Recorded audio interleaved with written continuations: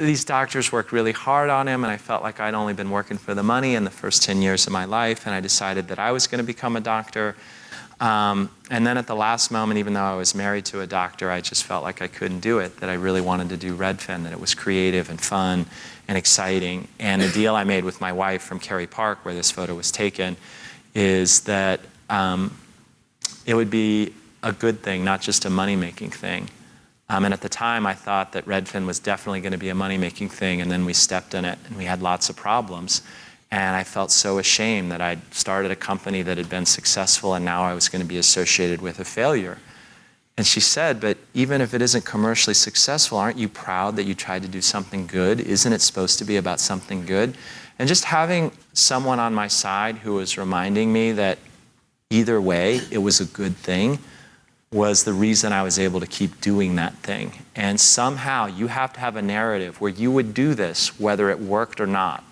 And if you're not that invested in the idea, you shouldn't do it, because you'll find you're doing it longer than... I didn't think I was going to be at Redfin. I'm now 10 years into Redfin. It's been the best 10 years of my life. And it's been worth it. I'm working on something that is worthy of my life's work. And so you have to figure out why your thing is a good thing and not just a money-making thing, and then convey that to everybody else. And then, like I said, when the shiitake hits the fan, you're still going to be okay. This is sort of the talk that I've given in other places about taking the red pill.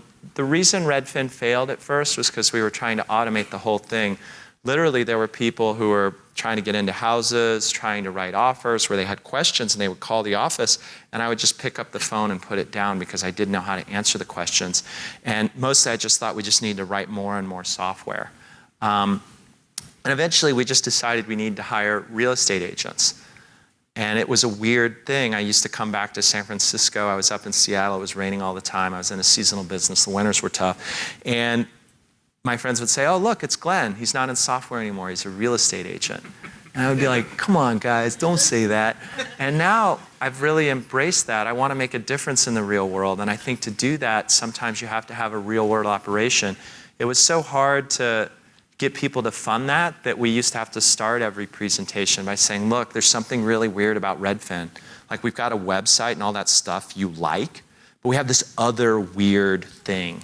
We have our own employee real estate agents, lots of them. And like 100 VCs passed on us before one took the bait. Let me just take a quick moment to thank Scott Ed Walker and the Walker Corporate Law Group for supporting This Week in Startups. The Walker Corporate Law Group is a boutique law firm specializing in the representation of entrepreneurs and startups, and I've personally known Scott for a long time, and a lot of my angel investments use him as their attorney and speak incredibly highly of him. The Walker Corporate Law Group encourages fixed fees, which they believe really helps startups, and I know it does because you don't get that surprise when you get your bill every month.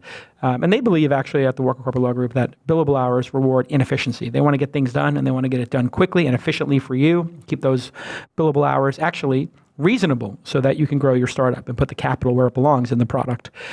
All of their lawyers have decades of experience. There's no junior associates getting on-the-job training, and they provide tons of services, including M&A, licensing agreements, terms of services, and privacy policies. If you want to talk to the founder himself, Scott Ed Walker, you can call him directly at 415-979-9998.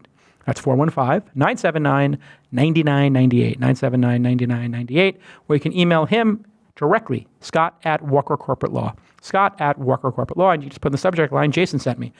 And you can visit walkercorporatelaw.com, and you can follow Scott at Scott Ed Walker on the Twitter. Thanks, Scott, for supporting independent media like This Week in Startups.